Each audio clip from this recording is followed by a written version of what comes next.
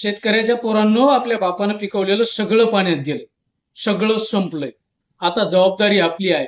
इंस्टाग्रामवर याचे त्याचे व्हिडिओ बघण्यापेक्षा आपल्या शेतात झालेल्या नुकसानीचे व्हिडिओ बनवा आणि सोशल मीडियाला टाका.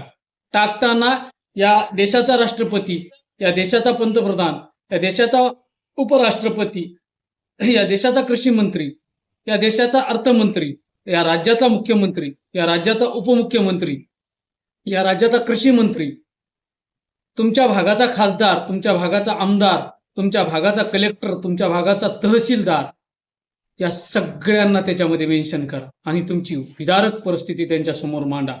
उद्योगपतीचं थोडंसं नुकसान झाल्यानंतर हे कर्जमाफी, हजारो कोटी रुपयाची कर्जमाफी करणारं सरकार शेतकऱ्यांच्या पाठीशी का उभा राहत नाही, हा जाब विचारा.